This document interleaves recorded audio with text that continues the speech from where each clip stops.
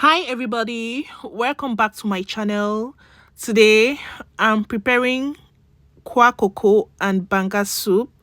So Banga is palm nut. As you can see, I'm going to get started by boiling my palm nuts. So we need a sauce of this nut to prepare this soup. So this is cooked now. I'm going to use my mixer to mash this and then drain the sauce from it. Normally we use a mortar and a pestle to properly pound it and squeeze out the juice. I do not have a mortar nor a pestle, so I thought of using this and it went perfectly well. So this is like a mixer, a chopper, a blender. It has a lot of options, so I had to put the mixer option and then just crush everything together. So we need just the skin to be mashed, and this is doing it perfectly right. So this is it, well mashed. This is how it looks. I'm going to transfer all of these into a pot where I'm going to produce my palm nut sauce. So everything is now in my pot. I'm going to add some lukewarm water into this.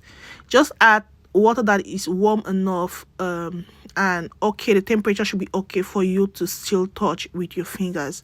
So I'm just adding in lukewarm water. If the water is too cold, it's going to make the oil start clocking. So add lukewarm water only.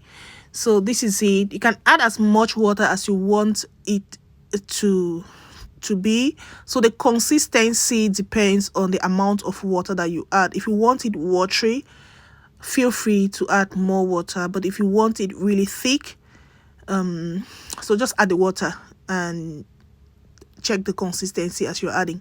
So this is it. I'm going to squeeze out all of the chaffs from here, so we have just the palm nut sauce or juice left. So this is what we have. I still have some particles in here. I'm going to drain them out so I can completely have a clean sauce left behind.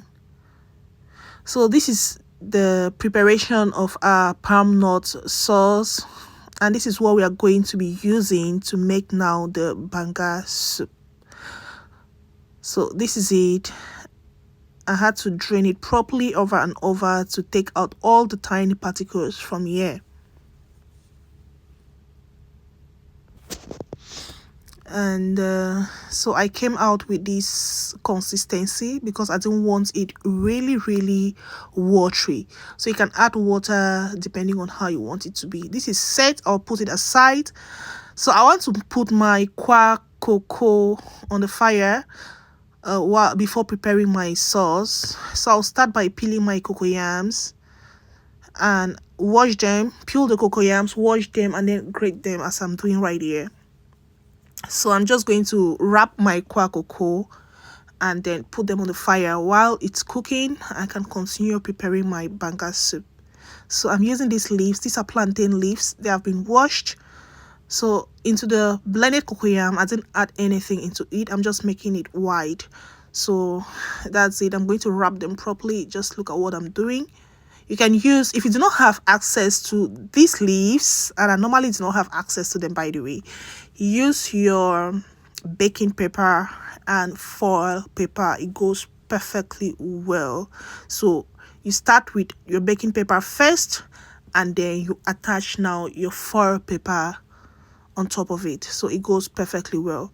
That's it, well wrapped. I'm just going to, we normally cook it, we steam it, making sure water doesn't penetrate into it.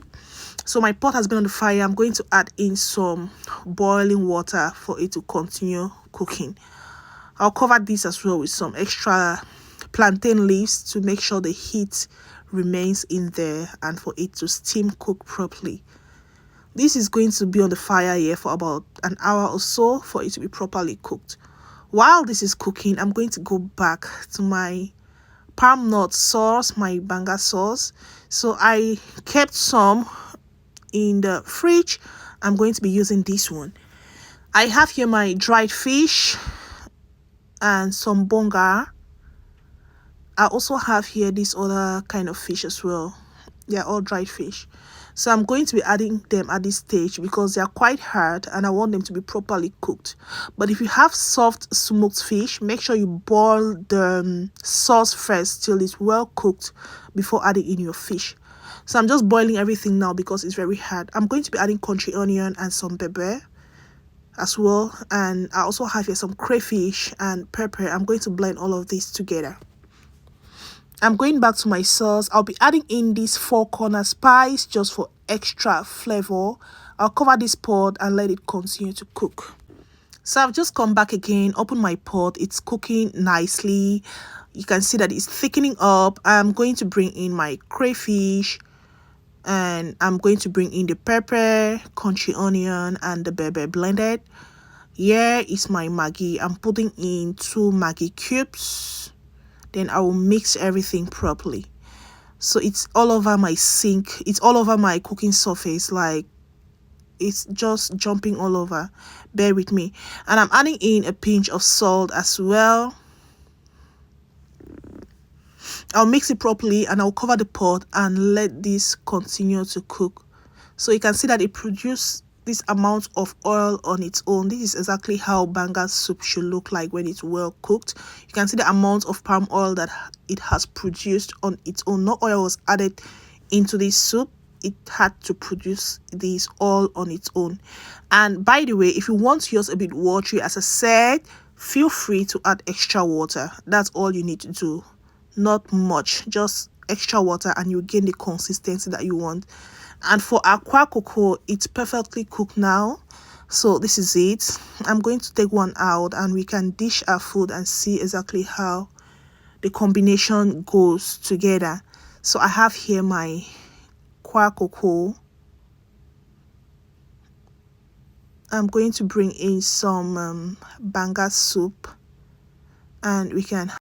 So there we go. Here I have my Kwacoco and banga soup and this tastes absolutely delicious. I love how thick mine was, but the next time I was eating these I had to add some extra water and this is a result.